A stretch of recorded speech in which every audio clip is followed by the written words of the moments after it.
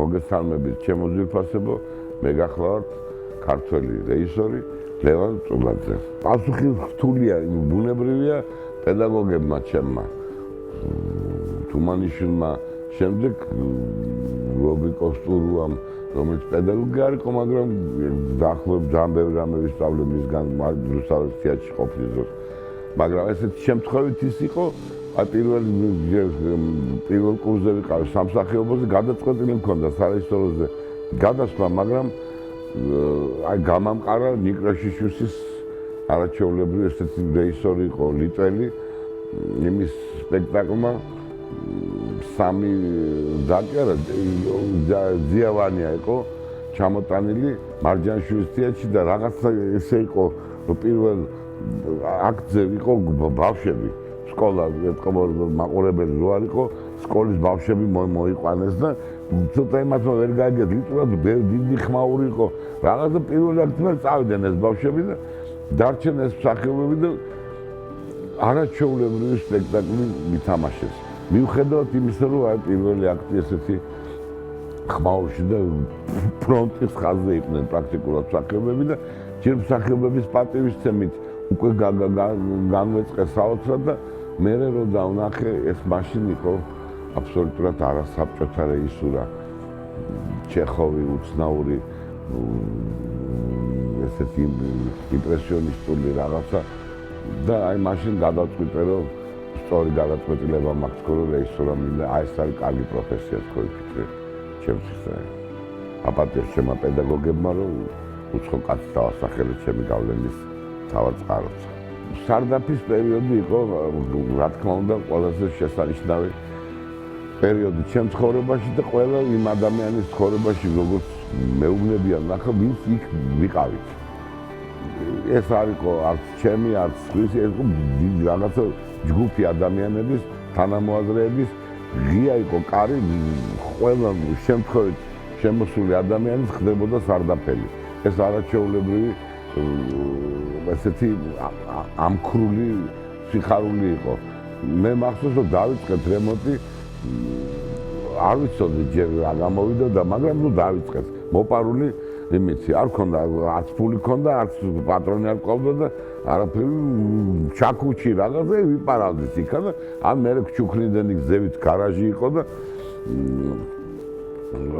რაღაცებს ესე ნელ-ნელა ვაგროვებდით და მე მახსოვს რა ჩემი ვიღაც მეხანოვანი მეგობრები ხრეში მაჩუქეს ორი რა ქვია ავტომანქანა და კიდო რაღაცა ვიღაცა ცემენტი გაჩუქა ვიღაცა სპონსორი იყო აი არ მახსოვს მაგ პირველი სპონსორი იყო ჯამბაზიშვილი მფრინავი რომელიც გათხოვდა გვიყიდა და მე მახსოვს რომ კიდო ვიღაც ხალხი მოდიოდა ღამე დღე და ღამე მუშაობდით იქა რაც ხეარულები ვიყავთ ახალგაზრდები ვიყავთ არ იხდებოდნენ და მოდიოდა ვიღაცა ხალხი წასასვლით იქ ახლოს მაცხოვრებლები რომ ხედავდნენ რომ დაამტვალობენ ეთყობა გამოიცვლიდნენ კუთხეში მოვიდა და დაგვეხმარებოდნენ ცემენტის რაღაცა ემა მოზელვაში რაღაც გავასა დიდი მადლობა წავიდნენ ასეთი არაჩვეულებრივი ქალაქი იყო თბილისი მინდა გითხრათ ეხლა არ ვიცი ეს ხდება თუ არა მაშინ ხდებოდა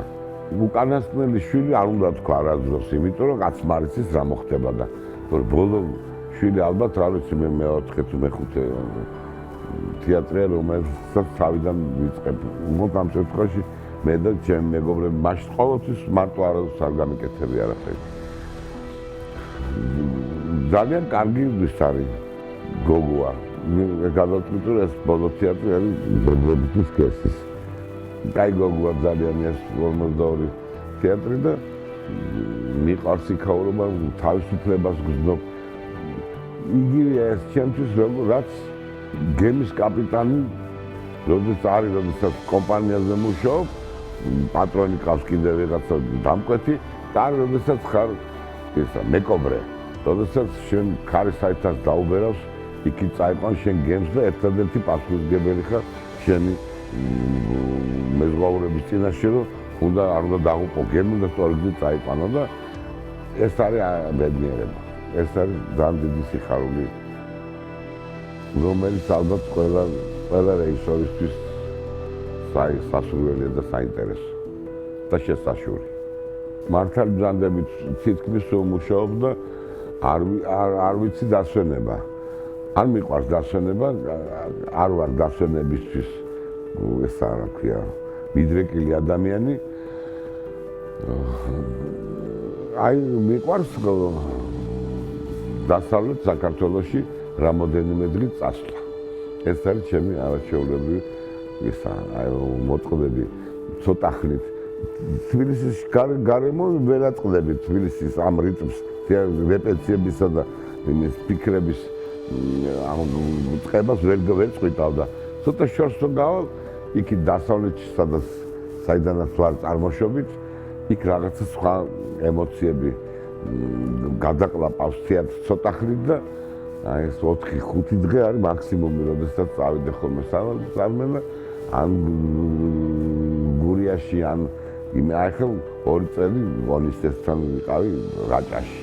თან კარგი მასპინძელია და ბიბლიის იმაშობა, არეზარება, უყვარს უმრიანობა, კარგასიადე ვარ ხოლმე და ხალხის გარშემო და ბუნებაც შესანიშნავია და აი ეს ერთადერთი არის, რაც შეიძლება უბრალოდ მოვწყდეს 3 დღით რაღაცა თბილისის რიტმს.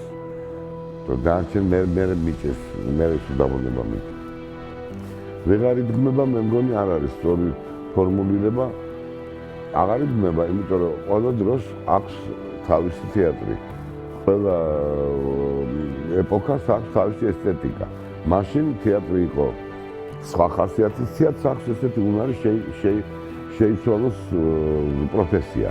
ზოგჯერ ექიმია, ზოგჯერ რევოლუციონერია, ზოგჯერ განგსტერია, ზოგჯერ დისიდენტია, ზოგჯერ მეზობელია, ზოგჯერ დედამთილი, ზოგჯერ სიდედრი, ზოგჯერ კიდევ რაღაც სხვა.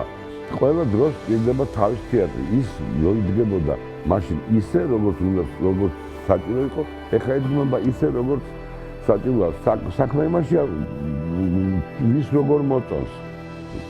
თქვენ მოგწონთ ის დროინდელი სპექტაკლები, იმიტომ რომ ახალგაზრდა იყავით, მეც მომწონს ჩემი ახალგაზრდობის პერიოდი, რა თქმა უნდა, არ მომწონს საბჭოთა კავშირი, მაგრამ ის დრო ძალიან მიყვარს, იმიტომ რომ მაშინ ახალგაზრდა ვიყავ. გამხდარი და არ ვიღლებოდით. ეხლა ამიტომ ეს ვერ დაგეთანხმებით, რომ არ იდგმება ისე, როგორც იდგმებოდა. რა თქმა უნდა, თეატრის გავლენა და ძალაუფლება შესუსტდა. მაშინ ნაკლები კონკურენტი ყავდა, შეიძლება თეატრს ყავდა, თუმცა, მაგრამ ამდენი არა. დღეს ყველაფერს ყავს უკვე კონკურენტი მულტიმედიის და სოციალური მედიის სახით, მაგრამ ამ ყველაფერი ეს მე რაც თავი მახსოვს თეატრის სულ იკეტება, სულ რაღაცა უნდა გადაყლაპოს. ჯერ იმიდან დაწყებული, საბერძნეთიდან დაწყებული. მაშინაც კი ბერძნული თეატრი გადაიქცა ჯერ ესეთი აფასიან კომედიებად და მე საერთოდ პორნოგრაფიულ სანახაობას. რომში საერთოდ ჩაანაცვლა გლადიატორების ბრძოლებმა. შექსპირის დროს იბრძოდა თეატრი, აი დათვების ის იყო შეჯიბრებები და იმას დებდნენ მიზლავებს. და ელიზავეტამ დედოფალმა გადაარჩინა. მაგრამ სულ იყო თეატრის ყოფნა არ ყოფნის საკითხი. მაგრამ ყოველთვის რჩებოდა თეატრი, იმიტომ რომ თეატრს აქვს უნარი ყველაფერი მისთვის თითქოს ანახრონიზმი გადააქციოს საკუთარ მოკავშირედ. ის მულტიმედიასაც გადააქცევს საკუთარი ლაპარაკის საშუალებად. ისე როგორც კინო და თეატრი გამთლიან და დღეს ხო ხედავთ ლაივ სინემას ესეთი ეფექტი თითქმის ყველა სპექტაკლშია ვიდეო მეფინგი და ასე შემდეგ. ასე რომ თეატრი ძალიან დემოკრატიული ორგანიზმია და ყველაფერთან აკავშირებს, ყველაფერს ისურტავს და აკავშირებს, ყველაფერს ერთმანეთს აკავშირებს. ასე რომ მაშინ იდგმებოდა ისე როგორც მაშინ იყო საჭირო, ეხლა იდგმება ისე როგორც ეხლა ეჩვენებათ რეჟისორებს და მეჩვენებათ ჩვენს, რომ საჭიროა. უბრალოდ შეიძლება მოსაწონი იყოს ვიღაცის, შეიძლება ვიღაცის არა, ეს ჩვენს მიწზე უკვე დამოკიდებული. ეს იქნება ხო კიდევ უფრო დიდი გაუგებრობა, ვიდრე აქამდე ქონია. მე რო პრემიერ-მინისტრი გავხდე მე ჯერ ერთი როგორც სამხედრო ვალდებულებას შემოვიტან თეატრში სიარულის იმას რა ქვია კვირაში ერთხელ უნდა იყო თეატრში და მე იქ აღნიშნო ჭიჭკა დასვლა ან ნამყოფი ვარ გაცდენა არ იცვლება და ბევრ სისულელეს გავაკეთებდი რა თქმა უნდა ორ კვირაში გამაგდებდნენ კიუწრიული და მეც სიხარულით დავიდოდი იმიტომ რომ პოლიტიკა ეს არის ისაც რომელიც პირდაპირ მტრული წარმონაქმნია შაგალი იყო შესანიშნავი ეგეთი მხატვარი რომელიც საფრანგეთში იყო ბელორუსი იყო წარმოიდგინე დაბრუნდა რევოლუციის მერე ბელორუსში დანიშნეს წითელ კომისრად და ძალიან მოეწონა ეს ამბავი და იპოვა იმაში წითელი საღებავი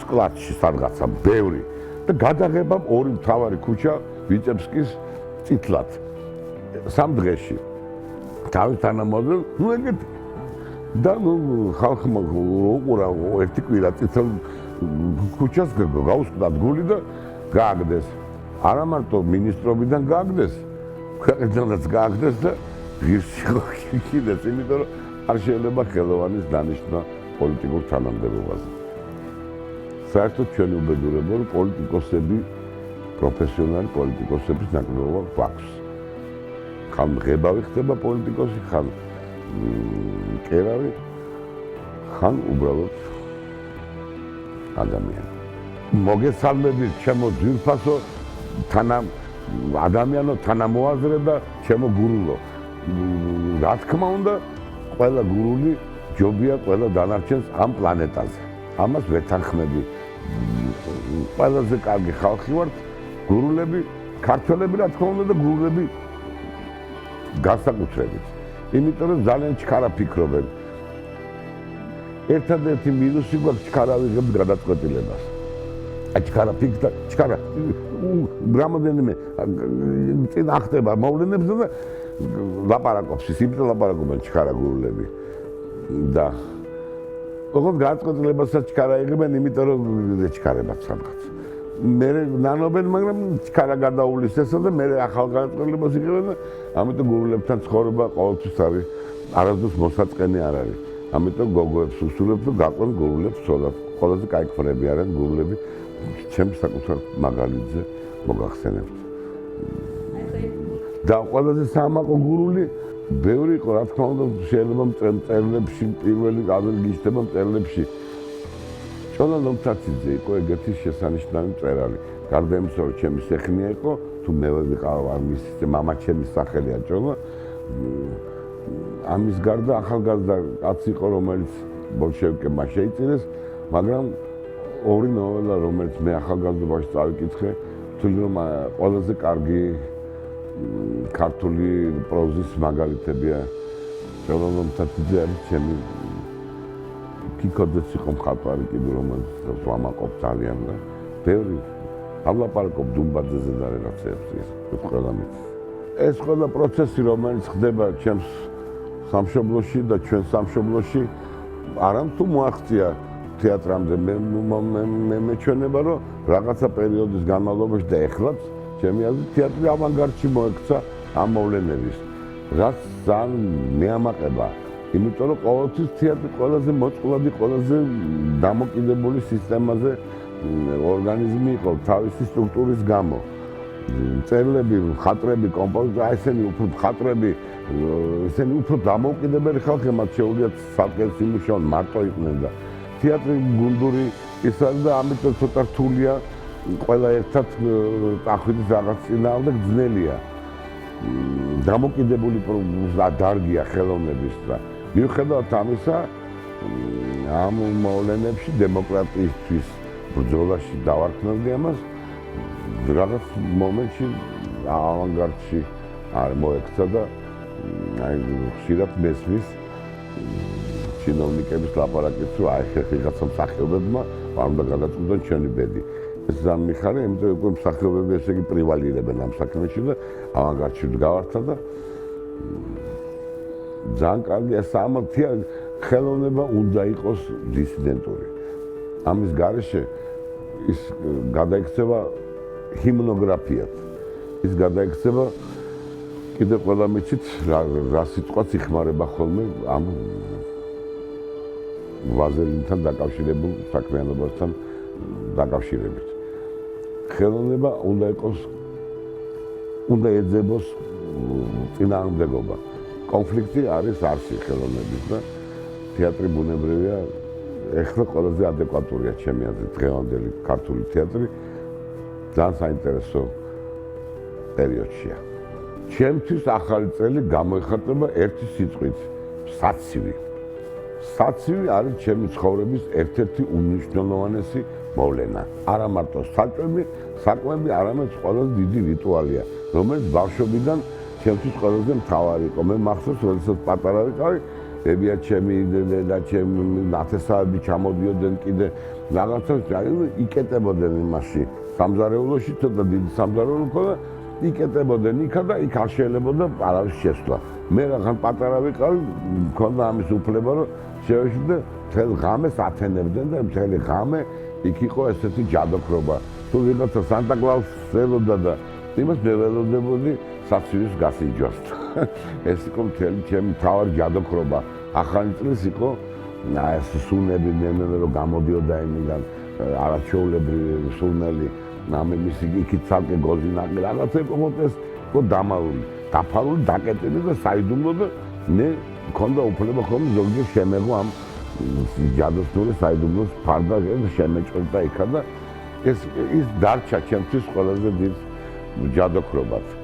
დღესაც ღმერთმა არ დამჩაგრა და ჩემ მეუღლეს აღმოაჩნდა საცივის გაკეთების უზარმაზარი უნარი და გააგრძელა ტრადიცია ჩვენი და საკუთარი ოჯახის და მინდა გითხრათ რომ შარშან მოხდა ახალი ეგეთი ინიციაცია ჩემი ქალიშვილის ბანანა არ იყო გერმანიაში იყო ახალ წელს და ჩემ ქალიშვილს მოუწია საცივის გაკეთება ძალიან ვინერიულად ყველა მაგრამ გამოვიდა არაჩვეულებრივ და მივხვდი რომ ჩემი გოგო დაიბადა როგორც ქართველი ქალი შარშან ახალ წელს წავიღე ეს მიტინგზე საცივი ძალიან კარგი მოფიქრება იყო ყველა ქუჩაში შევხვდეთ ძალიან მომეწონა ეს რუსთაველზე წავიღე ეს ჩემი საცივი გავასინჯე ყველას ვინც არ შეაქო ყველა მახსოვს სახელზე და ადრე თუ გვიან გადავხვდი სამაგიეროს ყველამ შეაქო ვიხუმრობ ძალიან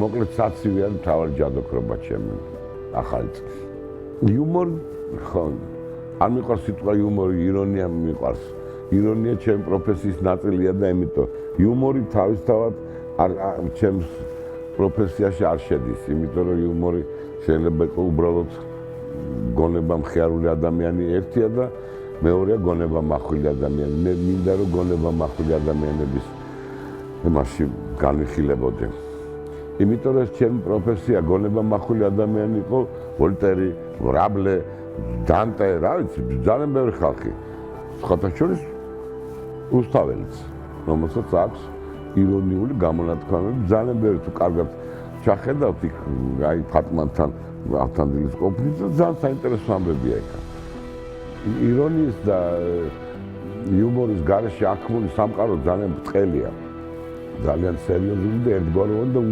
მოსაწყენი და ჯერ ერთი უპერსპექტივა და ირონია გულისხმობს მოვლენის ყველა მხრიდან დანახვას აქედანაც იქიდანაც ყველაფერი წარმავალია ეწერა სოლომონს ბეჭედზე და ეს წარმავლობის წინააღმდეგ ბრძოლის ერთ-ერთი საშუალება არის ირონია თვითირონია პირველ რიგში მე მეცნიერება გონება მახვილ აღმოჩენებს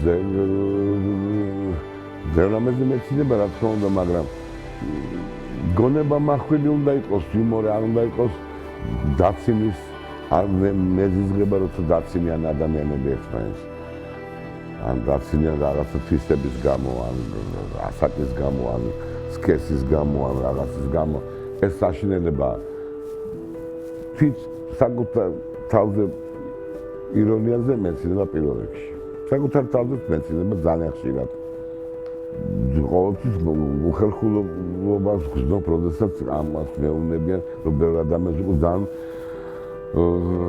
დიდი მადლობა ყველას, მაგრამ ბებია ჩემი ამბობდა, როცა მაქებდნენ პატარა რო ვიყავი, რა კარგი ბავშვია რა, როცა კაია, როცა ძინავს. ამბობდა და მეც მაგას გეტყვი. არ მისნობთ კარგად რა სიყვარულის ღირსი მე ვარ. რას გავარ ჯერ ეგეთი. უკაცრავად ხუმრობ. დიდი მადლობა პირიქით ყველას, უბრალოდ არ ვღირვარ ბატონო. არ ვიცი მე ჩვენება რომ თავდაბლობა არის და გასაღები ადამიანების გულების. უნდა იყოს თავდაბლობა მართლა. თავდაბლობა კიდე მოდის თვითირონიიდან და ყველაფერი გადამულია. ოჯახის წევრები ამათობთ რა ვიცი. ძალიან წვრილ თემებზე ვერც კი გავიხსენებ ვერავინ. განაწილებული გქონდა. მე არასდროს არ ვერეოდი აი ეს რა ქვია ბუღალტერიაში. განსაკუთრებით ადრე აი სინათლის კაცი რომ მოდიოდა, რაღაცები რომ მოდიოდა, გაზის გადასახდელი იყო ცოტა თან უნდა მიგეცა რომ ზემე არაკ ბევრი ჩამოეყარათ რაღაცა აი ეს არ შემეძლო. და გამორბოდი მანანასკენ, მანანა მიშველე მოვიდა. ის მანანას დიდი მადლობა მინდა გადაუხადო, რომ მან გადაიტანა ეს ერთი, რომელიც ეს მამაკაც უნდა ეტვირთა. ეხლა ამისგან დავთავისუფლდით, უკვე ყველაფერი იმით ხდება. ჩემ აიპესში უცებ გადაიხდი ყველაფერი და ასე რომ სხვა ფუნქცია როგორც მივხვდი არ მაქვს ოჯახში. ძაღლების მოვლა. და შვილიშვილის 2 საათით მაინც გამოგლეჯო ჩემი ქალიშვილის გამოთავისუფლება ჩემი ქალიშვილის დროის საათნახევრით მაინც გამომყავს ხოლმე ჩემთან თამაშობს მეც ვერ ვქაჩავ არა მიშავს რა თითქოს ეხლა მივხვდი როდესაც შვილიშვილი გამიშდა მივხვდი რომ მან და მაინც კარგი მამა არ ვიყავი მივხვდი რომ ამდენადამე ჭირდება თურმე რაც მაშინ არ ფიქრობდი და მე გაიზარდა ბავშვი და მალადეც ამანდამაც არ მიფიქრია ძალიან ბევრი და კარგი ბავშვი გაიზარდა თურმე დავაკელი ბევრი რამე შეიძლება არც იყოს საჭირო და რა ვიცი ვერ გეტყვით ყველა ცხოვრობს ისე როგორც შეუძლია ყველა ესეთი მამა როგორც შეუძლია მე ცუდი მამა არ გამი ძალიან იშვიათად თვითონ მამას გონია რომ კარგი მამაა ყოველთვის ძალიან ბევრი ცუდი მამაა, მაგრამ თვითონ მამა, რომელიც ვიცის, რომ ცუდია და მაინც აგრძელებს ამას, ეს ძალიან იშვიათად მინახია. პირველ რიგში ვისურვებდი ჩემი ქვეყნის ბედნიერებას. იმიტომ რომ თუ რამე დაგვრჩა ყველა საზრუნავი ქართველებს დღეს აქ ამ ქვეყანაში არის ჩვენი ქვეყნის ბედნიერება. ჩვენი შვილების და ჩვენი შვილიშვილების ბედნიერების გამო თუნდაც. რა თქმა უნდა ვისურვებდი რომ ჩვენი ბედნიერება ჩვენზე არ არის დამოკიდებული სამყარო გაგიჟებულია ამოტრიალ საშინელი წელი იყო ურთულესი წელი იყო ამოტრიალდა მთელი პლანეტის თეთრი გახდა შავი შავი გახდა თეთრი ღირებულებები იცვლება ხედავთ რა ხდება ჩვენს გარშემო ყველაფერი მე მარტო ომს არ გულისხმობ ადამიანთა გონებაში იცვლება სიკეთისა და ბოროტების მოცემულობები.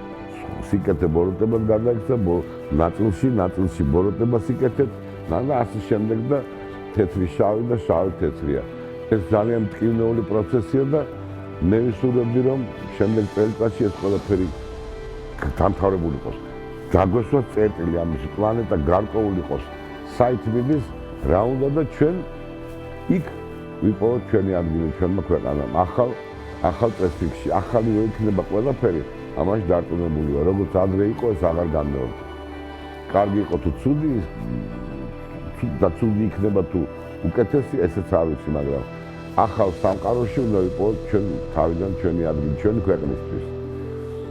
და ვიყავით კიდეც დარწმუნებული, ყველაფერი დაალაგდება, ყველაფერი ჩაივლის, ისევ დაუბრუნდები იმის რა ქვია, სოლომონის ბეჭედზე არსებულ შესანიშნავ წარწერას. ყველაფერი ჩაივლის, ესეც კი. გილოცავთ ჩემო ძვირფასო ადამიანებო, ჩემო თანამემამულეებო, მთელი სამყაროს კაცობრიობას ულოცავ ახალ წელს.